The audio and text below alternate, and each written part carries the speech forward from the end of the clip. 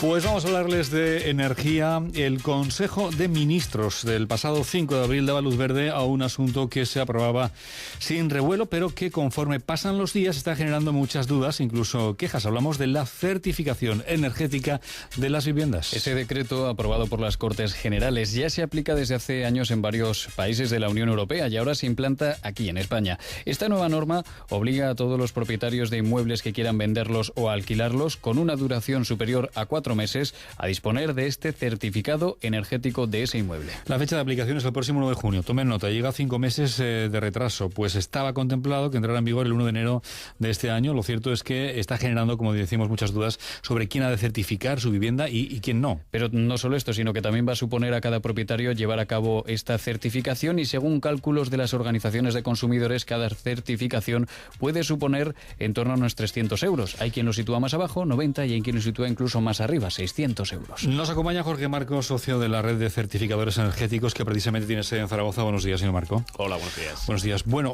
vayamos por partes. ¿Quién está obligado a llevar a cabo esta certificación? Que si queréis podemos entrar en qué es la certificación. Es decir, nos dicen desde la Unión Europea que es para, digamos, contribuir al medio ambiente, ¿no? Pero hasta ahí.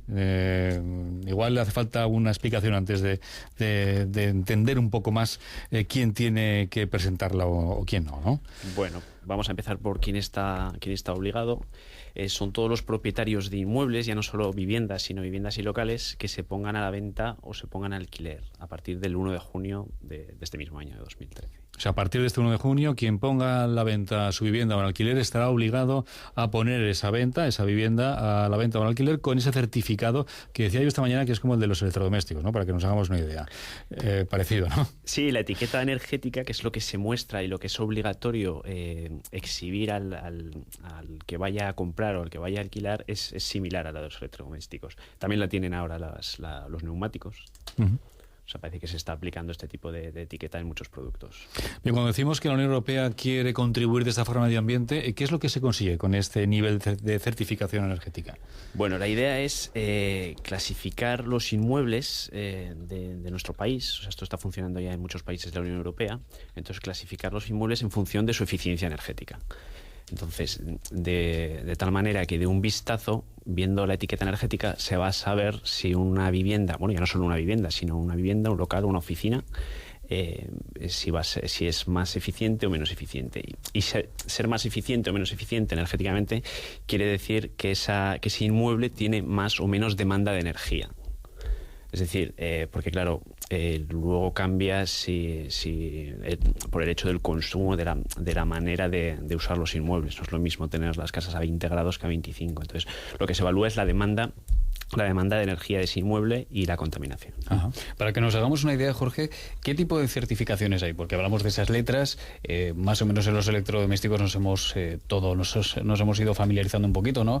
Pues una lavadora con clase energética A, por ejemplo. ¿Esto va a ocurrir también con los inmuebles? Es decir, ¿qué tipo de clases de inmuebles habrá y qué quiere decir cada una de esas letras? Sí, las letras van de la A a la G, siendo la A la más eficiente. O sea, la A es y la G la de menos, y la G la entendemos, menos, que es una jerarquía. Uh-huh. Sí. Y desgraciadamente en España, pues gran parte de los inmuebles van a estar más cerca de las Fs, de las Es y de las Gs que de las A. Uh-huh. ¿Y qué se tiene en cuenta para que finalmente un inmueble obtenga una A o obtenga una F o una G, como nos dice?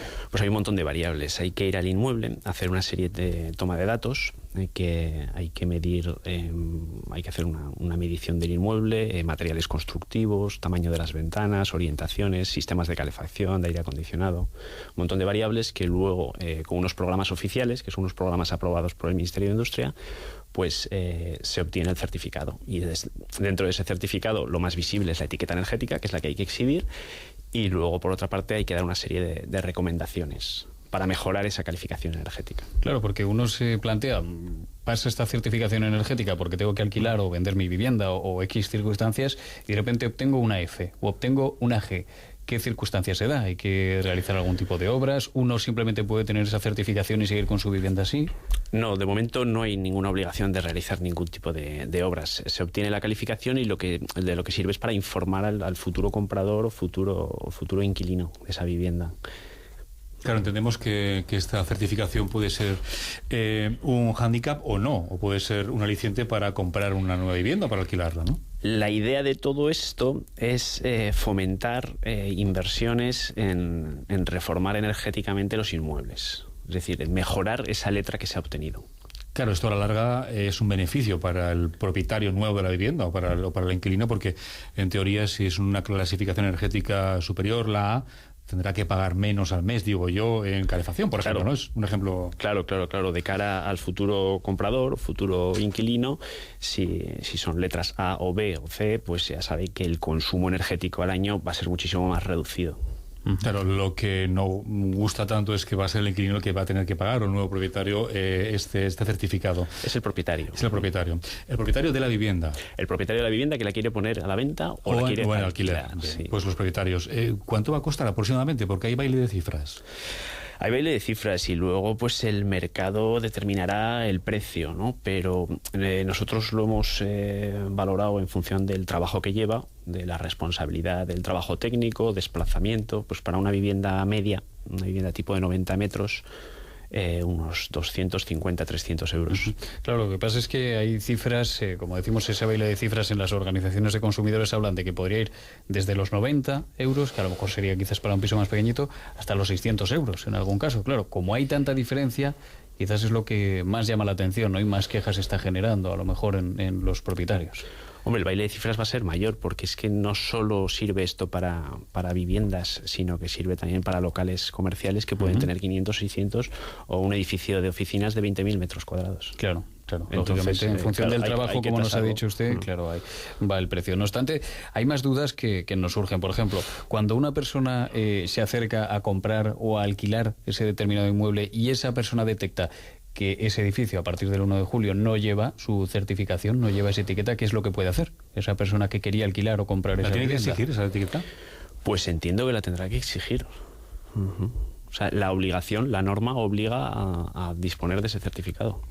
Permíteme que salude a Jaime Cabrero, es presidente del Consejo General de Colegios de Agentes de la Propiedad Inmobiliaria. Señor Cabrero, buenos días. Buenos días. A ustedes como agentes de la propiedad que realizan diariamente transacciones con inmuebles, ¿esta medida les afecta directamente o no? Hombre, claro, nos afecta. Tenemos que todas las operaciones tanto de compraventa como de alquiler en las que intervengamos como agentes de la propiedad inmobiliaria, tenemos que facilitar al posible comprador el certificado que nos dé el vendedor.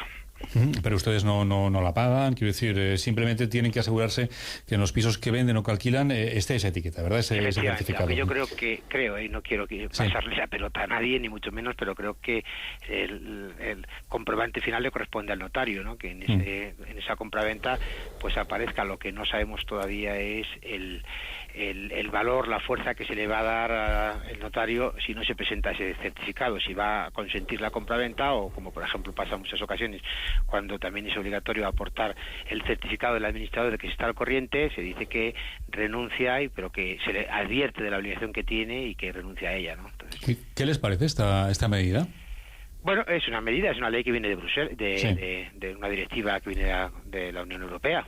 Pues yo puedo tener mi opinión como consumidor de que me aumentan los gastos absolutamente de todo, pero el hecho está ahí, es una ley contra la cual no se puede hacer nada más que acatarla y cumplirla lo mejor posible. Está dando trabajo a mucha gente, por un lado, lo cual es beneficioso, en ese sentido no es criticable, pero efectivamente es un costo más sobre la vivienda. ¿Pequeñito? Bueno, pues no lo sabemos, porque se ha dado un baile de cifras tan grande y yo he oído ya de todo tipo de precios. Pero lo que se está hablando son entre 300 euros, 200 euros y 700, 800 euros, o sea, dependiendo efectivamente de los metros, como muy bien ha dicho mi contertulio. Señor Cabrero, de todas maneras, lo cierto es que hay muchas organizaciones de consumidores y colectivos directamente afectados, como por ejemplo es el suyo, ¿no?, el de agentes de la propiedad inmobiliaria, que hablan de por qué no es, en este caso, la administración, por ejemplo, quien se hace cargo de ese pago, de ese dinero, de lo que cuesta, ¿no?, certificar energéticamente una vivienda.